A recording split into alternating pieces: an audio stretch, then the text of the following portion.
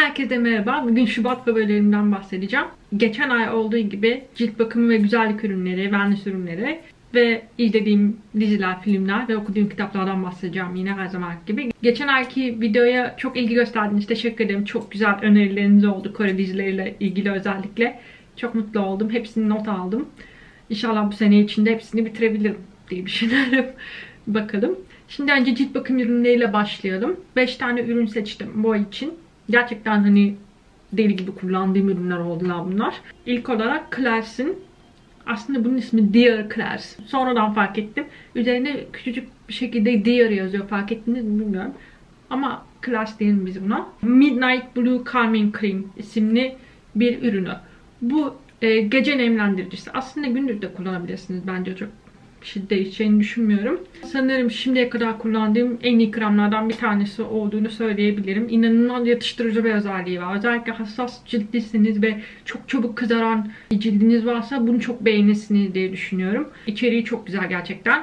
Özellikle Centella asiatica ekstresi içermesi ve guazulan içermesi benim hoşuma gitti. Centella zaten benim de mutlaka her gün rutinimde kullandığım bir içerik. Çünkü hem sivilcelerimi sakinleştiriyor hem de cildimi sakinleştiriyor, yatıştırıyor gerçekten de. Guazulan aslında bir bitkisel kimyasal ve papatya yağından elde ediliyor. O yüzden böyle değişik bir rengi var. Mor mavi arası diyeceğim menekşe rengi. Bu tamamen guazulanın renginden kaynaklanıyor. Doğal rengi bu zaten. Menekşe rengiymiş. Yani kremin içine renklendirici yok. Tamamen guazulanın doğal rengi bu olduğu için bu renkte krem. O da inanılmaz sakinleştirici ve yatıştırıcı bir içerik. Çok çok etkili gerçekten. Şöyle söyleyeyim. Geçenlerde bir ürüne inanılmaz reaksiyon gösterdi cildim ve alnım kıpkırmızı oldu. Ama nasıl söyleyeyim size, böyle domates kırmızısı yani. Kimyasal yanık gibi, öyle diyeyim size. Bu krem sabah cildimi tamamen normalleştirmişti. Yani hiç kızarıklık yoktu. Olmaz böyle bir şey. Mucizevi bir şey aslında baktığınız zaman. Gerçekten inanılmaz. Yani 2-3 gün süreceğini düşündüğüm bir iyileşme süresini bir gecede halletti yani. Olamaz böyle bir şey. Bir sonraki favorimle karıştırıp kullanmayı seviyorum aslında. Diğeri de Apia Madacasoside Cream. Bu da yine aynı şekilde yatıştırıcı, sakinleştirici etkisi olan, içeriğinde %40 Centella ekstresi var. Centella suyu var. Ve Madacasoside. Bu zaten yanık kremleri, işte yara kremlerinde kullanılan bir içerik. Medeconol diye bir krem var, belki biliyorsunuz. Eczanelerde satılıyor Türkiye'de. Fakat ben Medeconol'un içeriğinden çok emin olamıyorum. Çünkü internette bulamıyorum içeriğini. Bir de çok yoğun miktarda lavanta kokuyor o krem. Onu sevmiyorum. Lavanta yağına karşı benim cildim reaksiyon gösteriyor çünkü. O yüzden bunun içeriği tertemiz. İçinde esansiyel yağlar falan yok. Sadece böyle iyileştirici, yatıştırıcı, güzel içeriğe sahip bir krem. Bunu bu 120 mililitre, bu da 30 mililitre. Dolayısıyla bu çabuk bitmesin diye ikisini karıştırıp kullanıyorum. Çünkü gerçekten ikisi beraber harika bir etki gösteriyor cildimde. İkisine de bayılıyorum yani. Özellikle son birkaç haftadır sadece gece kremi olarak bir ikisini kullandım. Sabahları da sadece bunu gündüz kremi olarak güneş kreminin altına kullandım. Memnunum yani çok. Bir önceki videomda belki görmüşsünüzdür. Maskelerle alakalı bir video çektim. 7 gün 7 maske videosundan bahsediyorum. Orada en beğendiğim maskelerden bir tanesi bu oldu. Gidip yenisini aldım, hatta dayanamadım. Yani fiyatı birazcık daha ucuz olsa stoklayacağım, öyle söyleyeyim. Yani 5 lira falan olsa keşke, hani böyle 10 tane falan alsak. Hani bir ayda 10 tane yapabilsem şundan ne güzel olurdu. Neyse. Ama fiyatı 20 lira gibi bir şey sanırsam. O yüzden böyle özel zamanlar için sakladığım bir maske olacak kesinlikle. Bunun da içinde alg, yani yosun ekstraktı var. Bol miktarda ve hidrojel olması, yüzüme böyle inanılmaz iyi oturması, hiç hava boşluğu kalmıyor. Hani şuralarda falan bile hava boşluğu kalmıyor. Mükemmel oturuyor yüzüme. O videoda bir sürü maske deniyorum bu arada. 7 maske dediğime bakmayın, 12 maske denemişim. Merak ediyorsanız izleyin. Bir sürü hani ürün yorumu da görmüş olursunuz bu arada. Ve bir tane daha ürün var. Misha'nın, tabi bu da tamamen Korece yazıyor ama ben internetten ismini bildim. Misa Jimsul Eye Cream diye geçiyor. Bu da benim çok beğendiğim bir göz kremi oldu. Gerçekten ben enteresan bir şekilde güzel göz kremleri keşfettim yani son zamanda. Bu gerçekten çok beğendiğim bir ürün oldu. Çünkü hani hem bu kadar yoğun kıvamda olup hem de nasıl bu kadar ağırlık yapmadan cildi doyuruyor, besliyor. İnanamıyorum yani. Hani ve içerisinde su yok. Onu da seviyorum. Beni birkaç videomu izlediyseniz hani içeriğinde su yok dememin hani ne kadar önemli olduğunu belki anlamışsınızdır. İçerisinde su yok. Tamamen ginseng suyu falan var. Ve bitki ekstrakları var. Yani o kadar çok bitki ekstraktı var ki içeriğini görünce inanamadım. Bir kremin gözaltı morluğunu geçireceğimi söyleseler inanmazdım. Ama bu krem geçiriyor. Gerçekten geçiriyor. Gözaltı morluklarınızı ciddi anlamda azaltıyor. Sanırım ginsengten gelen böyle bir canlandırıcı etkisi var. Hatta içinde altın parçaları da var. Onu da görebiliyorsunuz. Çok enteresan. Ama hiç kalmıyor yani böyle altın parçaları. Nasıl oluyor? Cilde yediriliyor. Ona hakikaten enteresan. Yani aydınlatıcı özelliği olan bir göz kremi. Ama çok iyi nemlendiriyor aynı zamanda. Ve çok yoğun yapıda. Öyle hani yoğun yapıda kremleri seviyorsanız bunu beğenirsiniz diye düşünüyorum. Ve son olarak da Skin Food markasından Royal Honey Propolis Enriched Essence. Bunu Essence'den denemez bence. Bu böyle hafif bir serum gibi. Essence dediğimiz zaman benim aklıma hani Mission'ın Essence'ı var ya hani su gibi olan. O geliyor. Ama bu öyle değil. Bu bildiğin serum gibi. O kadar efsane bir ürün ki nereden başlasam bilmiyorum gerçekten. Ama içeriğinden başlıyorum. İçerisinde %63 propolis özü var ki propolis benim en beğendiğim içeriklerden bir tanesi. Mart ayında hatta ona özel bir video yapmayı planlıyorum. %10 bal özü ve %10 da royal jelly yani arı sütü de içeriyor bu serum aynı zamanda. Bu içeriklerin hepsi hem antibakteriyel özelliklerle bilinir hem de anti-inflamatuar özellikleri var. Dolayısıyla sivilceli ciltler için mükemmel bir ürün aslında. Aynı zamanda çok iyi nemlendiriyorlar ve anti-aging özellikleri de var. Cilt bariyerini iyileştirici özellikleri de var aynı zamanda. Yani mükemmel bir ürün. Anlata bitiremem. Yani böyle Holy Grail diye anlatabileceğim hani bittikçe tekrar alacağım ürünlerden bir tanesi oldu. Bu arada hemen unutmadan da belirteyim. Mart ayı için bir challenge başlatmışlar. Sevgili Class Beauty Blog, cilt bakım rutin blog ve bu benim partim. Challenge'ın ismi Welcome Spring Challenge ve her güne bir öneri veriyorsunuz. Tamamen cilt bakımıyla alakalı bir challenge bu. Eğer siz de benim önerdiklerimi merak ediyorsanız Instagram'da storylerimden takip edebilirsiniz. Oraya her gün paylaşıyor olacağım. Eğer cilt bakımına meraklıysanız kesinlikle diğer kızları da takip edin. Çok güzel bilgiler paylaşıyorlar gerçekten. Şimdi güzellik makyaj kısmına gelelim. Gratis'te bir indirimde denk geldim. The Balm markasının ne kadar uzun bir isim. Girls Getaway Trio. Evet, içerisinde 3 farklı allık var aslında. Ben böyle hafif çamurlu, nasıl diyeyim size, hani böyle canlı olmayan allık renklerini çok beğeniyorum. Bence bütün makyajlarla çok güzel oluyorlar. Daha doğal duruyorlar. Şu anda da yüzümde şu ortadaki renk var. Bu kadar açık gözüktüğüne bakmayın. Aslında bayağı kendini gösteren bir renk. Ben bunu hani böyle seyahatlerde yanıma almak için. Çünkü aldıklarımın birçoğu karton kutuda değil, sert kapta olduğu için kırılabiliyorlar. O yüzden hani böyle hem 3 tane böyle gerçekten kullanabileceğim renklerin olduğu bir palet olsun istedim. Fiyatı da indirimdeydi yani yarı fiyatına inmişti, o yüzden uygun fiyatlı bulup aldım bunu da. Çok memnunum. Aşırı pigmentli olmaması da hoşuma gitti. Ben çok pigmentli aldıkları sevmiyorum. Çünkü hani sanki karıştırmak daha zormuş gibi geliyor ama bu orta pigmentli diyebileceğim allıklar. Ama çok uzun süre kalıcılar. Onu da söylemem lazım. Uzun süre kalıyorlar cidden. Gerçekten dayanıklılar yani. İkinci olarak da NYX'in Dose of Dew Face Gloss'u. Bu aslında bayağıdır stokta olmayan bir üründü. Ben hani aylardır falan bekliyorum. Yani nasıl söyleyeyim size, herhalde Aralık ayından falan beri NYX'te bir ürünün stoğa gelmesini bekledim. Bu hani yüz gloss aslında. Çok böyle simli aydınlatıcıları sevmiyorsanız, daha böyle parlak gözüksün istiyorsanız, şu anda da cildimde bu var bu arada. İçinde sim yok. Onu çok sevdim. Ama böyle harika bir parlaklık veriyor cilde. Çok beğendim gerçekten. Hatta bununla böyle süper glass skin makyajı falan yapılır. Hatta öyle bir şey yapsam mı? Ne diyorsunuz? Glass skin makyajı ister misiniz? Gerçi o biraz cilt bakımıyla da alakalı ama ikisini kombine edebilirim diye düşündüm. Bu tam o makyaj için uygun bir ürün aslında. Peripera Glossy Tint. Peripera'nın harika dudak ürünleri var gerçekten. Aslında mat olanları da var. Onlardan da almak istiyorum. Onlardan da birkaç tane sipariş veririm. Bu ama glossy dedikleri tintlerden. Harika bir rengi var. Ne böyle çok kırmızı ne pembe, ikisinin arasında harika bir renk. Ve hani normalde tint ürünleri, işte Bene tint olsun veya diğer tintler olsun, hep böyle mat yapıdadır ya. Yani parlamazlar asla. Bu parlıyor.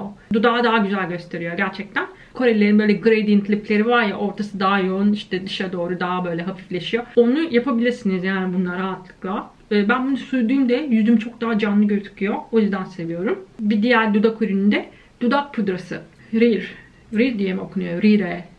Rire herhalde. Ben Fransızca gibi okuyorum neyse. Bunu da çok merak ettim. Pudra şeklinde bu arada. İçindeki pudra tamamen. Ama nasıl oluyor bilmiyorum. Dudağınıza sürdüğünüzde tamamen kremsi bir yapıya dönüşüyor. Mat duruyor yani. Parlak durmuyor. Enteresan bir teknoloji kullanmışlar. Çözemedim yani nasıl pudra formundan krem formuna dönüşüyor dudakta, onu anlayamadım ama dudakta duruşu çok güzel. Şuraya bir yere de eklerim yüzümdeki duruşunda. Çok beğendim bunu.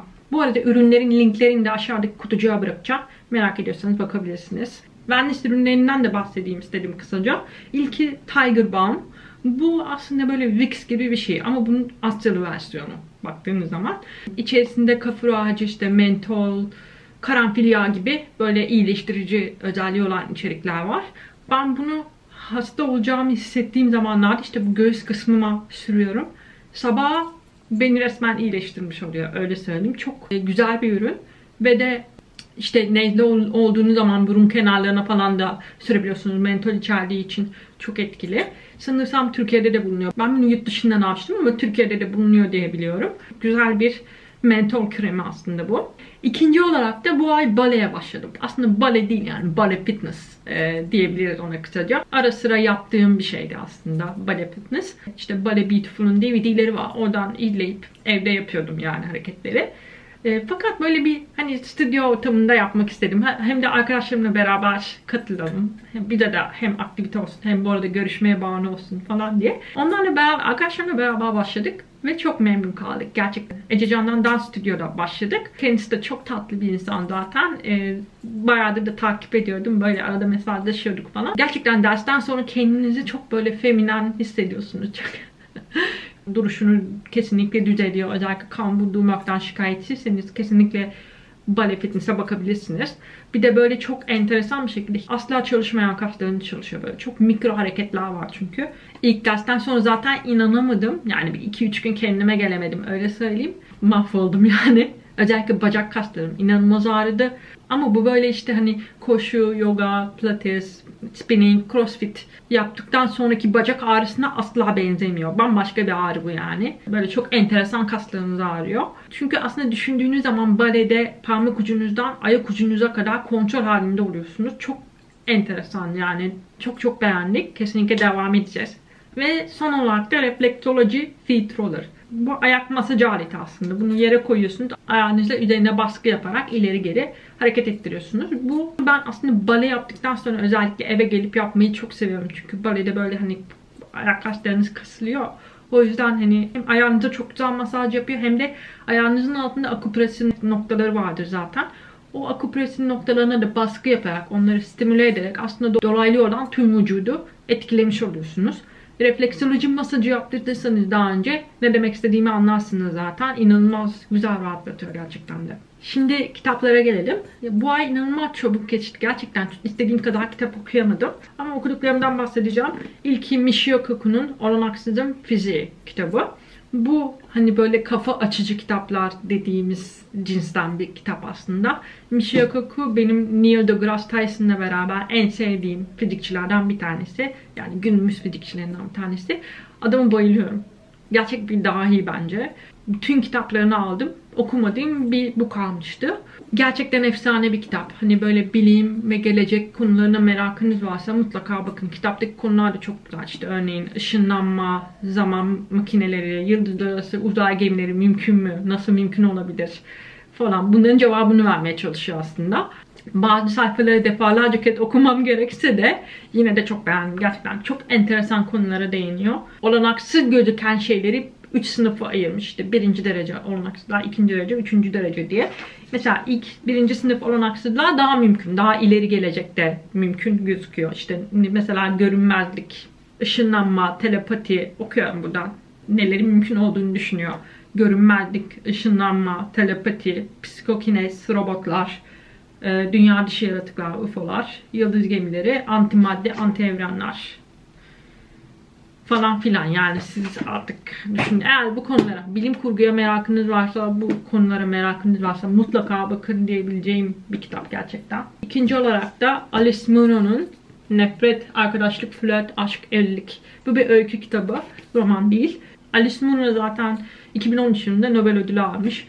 Kendisi kısa öykü yazarı. Yani açıkçası bence kısa öykünün çok daha iyi örnekleri var ya. Hani o kadar beğenemedim. Gerçekten o kadar. Yani şaşırdım hatta Nobel ödülü aldığını falan duyunca. Çünkü gerçekten öykülere bayılmadım. Bence çok daha iyileri var kısa öykü anlamında. Yani kitapta 9 tane öykü var ama sadece ikisini beğenebildim. Diğerlerinde sıkıldım falan yani. Şöyle söyleyeyim, eğer Anton Çehov tarzını beğeniyorsanız tam o tarz hikayeler yazıyor gerçekten de. Hatta onun modern versiyonu diyebilirim. O tarzı seviyorsanız buna da bir göz atabilirsiniz kesinlikle.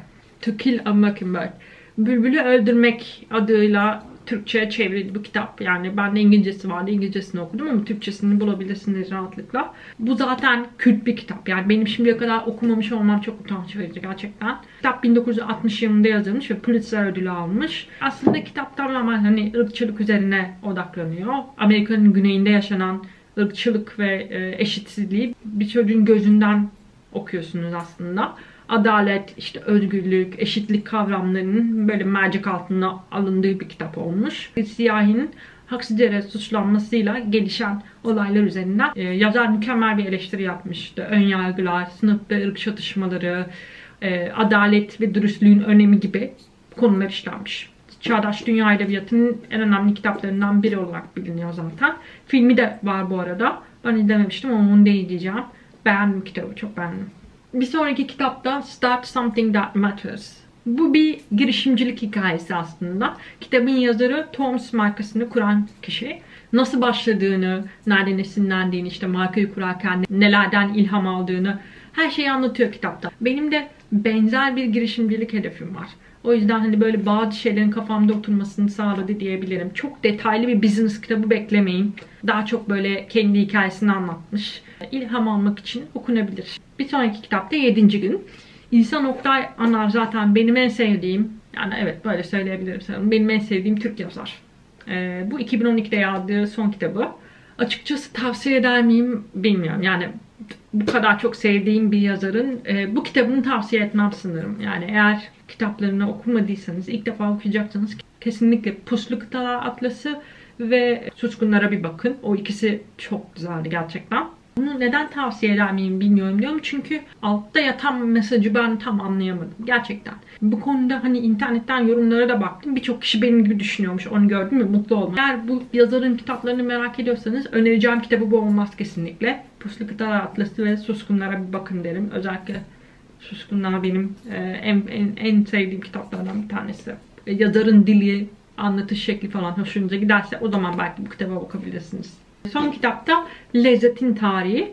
Bu bir ara böyle yemek kültürü ve yemek tarihine çok inanılmaz merak sarmıştım. O zaman almıştım bu kitabı ama geçen sene aldığım bir kitaptı. Eğer böyle yemeğin tarihine, kültürüne merakınız varsa mutlaka bakın diyeceğim kitaplardan bir tanesi bu kesinlikle. İşte böyle çayın, kahvenin tarihi, Rönesans döneminde nasıl besleniliyormuş, işte Çinlerin, Japonların beslenme kültürleri eskiden beri nasıl değişmiş, işte Müslüman kültürlerinde beslenme şekli nasıl gelişmiş veya işte Avrupa'da eski çağlardan beri beslenme nasıldı. Tam anlamıyla lezzetin tarihini öğreniyorsunuz. Bence kitabın ismi cuk oturmuş gerçekten. Bayıldım kitaba. Çok fazla bilgi ediniyorsunuz yani. Tarih kitabı gibi düşünün bunu ama yemeğin tarihini okuyorsunuz aslında. Çok beğendim kitabı gerçekten de. Çok enteresan bilgiler var. Size bir örnek vereyim. Mesela işte patates, domates Avrupa'da yokmuş. Tamamen kolon tarafından Amerika'dan getirilmiş mesela. Yani bunun gibi böyle çok enteresan hikayeler görüyorsunuz. Çok enteresan bilgilere sahip oluyorsunuz kitabı okuduğunuzda. Bu ay gerçekten çok fazla dizi ve film izledik Berkant'la. Özellikle Berkant İspanyol sinemasına takık vaziyette şu aralar. Dolayısıyla çok fazla İspanyol filmi falan seyrettik. Şeyden kaynaklanıyor. Kesinlikle La Casa de Papel'den kaynaklanıyor. Bence o dizi, bir de Dark, bu iki dizi bu aya damgasını vurdu diyebilirim. Yani eminim sosyal medyadan da kesinlikle görmüşsünüzdür. La Casa de Papel'i zaten anlatmama gerek yok diye düşünüyorum. Mutlaka ama mutlaka izleyin. Çok güzel bir soygun hikayesi ama kurgusu güzel, hikaye çok güzel, karakterler çok güzel işlenmiş. Bence gerçekten İspanyollar bu konuda çok iyiler. Dark da aynı şekilde. Eğer Stranger Things'i sevdiyseniz buna bayılırsınız diye düşünüyorum. Bence Stranger Things'ten kat kat daha güzel bir dizi. Çok daha, nasıl diyeyim, daha havalı bir dizi bence. Çok daha olgun bir hikaye. Yani Dark'ın da konusunu anlatırsam spoiler olacak. O yüzden anlatmak istemiyorum ama bir hani çocuk kayıp oluyor. Ve onun üzerinden gelişen olayları izliyorsunuz ama olaylar bambaşka yerlere gidiyor yani. Hani kayıp hikayesini kat kat aşmış vaziyette. O yüzden Dark'ı da kesinlikle bir bakın derim. Eğer hani bilime meraklıysanız özellikle bakın. Hani çok spoiler vermeden konuşmam gerekirse. Bu iki diziye kesinlikle bayıldım ve mutlaka izleyin diyebileceğim diziler. Bir tane daha dizi var aslında. Fortitude ve Dr. Foster. İkisi de İngiliz dizisi. Bunlar da bir diğer izlediğimiz diziler. Dr. Foster'ı beğendim. Çok sürükleyici olmuş. Kadın bir doktorun hayatından kesit izliyorsunuz. Kocasının kendisini aldattığından şüpheleniyor ve olaylar gelişiyor. 5-6 bölüm zaten. Çok uzun değil. İngiltere'de çok ciddi izlenmiş. Son final bölümü herhalde 10 milyon rating falan yapmış böyle. Hani bayağı sevilen bir dizi. Çerezlik bir dizi aslında bence Dr. Foster. Fortitude ise bir diğer İngiliz dizisi. Bunu açıkçası çok böyle ayılıp bayılmadım. Güzel bir dizi ama. Tavsiye etmemin sebebi çok fazla beğenenler olmuş yani. İnanılmaz övgüler var dizi hakkında. O açıdan bunu eklemek istedim. Fortitude diye bir kasabada geçiyor. Orada bir cinayet gerçekleşiyor ve onun üzerinden gelişen böyle gizemli olayları izliyorsunuz. Bir polisiye dizi aslında. Fortitude diye bir kasaba gerçekten var bu arada Norveç'te. 800 kişi falan yaşıyor sadece. Aşırı soğuk olduğu için, orası tabii eksi 20'ler falan herhalde. Orada ölmek yasakmış. Çünkü toprakta cesetler çürümüyor. Oraya gömülmek yasak yani. Böyle enteresan bir yer. Düşünsenize ölmenin yasak olduğu bir kasabada bir cinayet işleniyor yani. Enteresan bir konu gerçekten.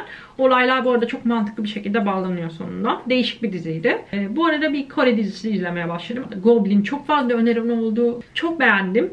Ortalarındayım şu anda. Ve bitmesini istiyorum yani, öyle söyleyeyim. Fantastik konusu olan bir dizi. Bence Koreliler fantastik konuları hiç fena işlemiyorlar. Onu da görmüş oldum. Beğendim yani bu dizide. Filmlere geçelim. Şimdi bu ay benim açık ara en beğendiğim dizi Wonder oldu. Yani size anlata bitiremem. Hala düşündükçe böyle gözlerimde oluyor. Ağlayasım geliyor yani. Hiç bu kadar böyle hani sevgi dolu bir film izlememiştim uzun zamandır. Genetik hastalığı olan bir çocuğun ortaokula başlamasıyla film başlıyor aslında, hani onun hikayesi. Yaşanan olayları böyle farklı insanların gözünden izliyorsunuz. İşte ablasının gözünden, annesinin gözünden veya işte ablasının en yakın arkadaşının gözünden mesela. Karakterler inanılmaz sıcak, oyunculuklar çok iyi. Çocuk oyuncular özellikle çok başarılı. Bence Julia Roberts da Erin Brockovich'ten sonra hayatının rolünü oynamış. Gerçekten uzun zamandır onu bu kadar iyi bir rolde görmemiştim. Çok iyi oynamış gerçekten. Etrafımdaki herkese mutlaka izleyin diye böyle her fırsatta dile getirdiğim bir film oldu. Kitabı da varmış bu arada. Kitabına mutlaka bakacağım. Eğer filmi böyleyse kitabı nasıldır hayal bile edemiyorum yani, öyle söyleyeyim. Çok beğendim filmi. Bayıldım. Zaten filmin puanı da çok yüksek. 8 almış IMDb'den. Yani kesinlikle bakın. Kesinlikle bakın. İkinci film ise Wizard of Lies. Robert De Niro'nun başrolünde oynadığı tamamen gerçek bir hikayeye dayanan bir film. Bernie Madoff'u canlandırıyor ve Bernie Madoff zaten son zamanların en böyle ilgi çekici dolandırıcılarından bir tanesi. Hikayenin gerçek olması onu daha hani ilgi çekici yapıyor zaten. Çok beğendik biz filmi. Oyunculuklar da çok iyiydi. Ve 2 tane İspanyol filmi izledik. Birincisi El Cuerpo, ikincisi de Contratempo. İkisi de çok iyiydi. Aynı yönetmenden çıkma oldukları için tarzları da birbirine çok benziyor filmlerin. İkisi de polisiye filmler bu arada. İkisi de böyle inanılmaz fazla sürpriz içeren, çok muhteşem kurguları olan filmler gerçekten. İspanyol sinemasının nasıl böyle hani level atladığını bu iki filmle görebilirsiniz. Gerçekten çok başarılı bulduk filmleri. Özellikle de Contratempo. Son zamanlarda gördüğüm en başarılı filmlerden bir tanesi. Zaten son zamanların en iyi İspanyol filmi olarak bilinen bir film. Ve kesinlikle hak ediyor yani, bu namı hak ediyor. Bence mutlaka bir bakabilirsiniz onlara da. İkisi de aşırı sürprizli. İnanılmaz böyle ters köşeye yatıran filmler yani. Sonlarını asla tahmin etmenize imkan yok. Eğer tahmin ederseniz de tebrik ederim sizi gerçekten yani. Çok akıllı bir insansınız. Gerçekten çok beğendik filmleri. Bir tane belgesel izledim. Flow, For the Love of Water diye. Bu suyla ilgili bir belgesel. İzlerken tüyleriniz diken diken oluyor. Sinirleriniz bozuluyor. Gerçekten böyle sinirleniyorsunuz yani. Aslında bu belgeseli seçmemin nedeni tamamen şeyle alakalı. Vandana Shiva'yı bilmiyorum, biliyor musunuz? Kendisi Hintli bir çevreci ve yazar aynı zamanda. Çok güzel kitapları var. Hatta Sinek 8 onun kitaplarını çevirdi, yayınladılar. Çok enteresan bir kadın gerçekten. Bu belgeselde Vandana Shiva da bolca yer alıyor. Yani söylemleriyle bolca yer alıyor. Su aslında hepimize ait olması gereken bir şeyken nasıl özelleştirildiğini, işte karteller ve işte şirketler tarafından nasıl böyle özelleştirilip mahvolduğunu görüyorsunuz. Aslında bu durum, hani su konusu 3. dünya ülkelerinde daha da kötü durumda. Suyun kirletilmesi apayrı bir problem zaten.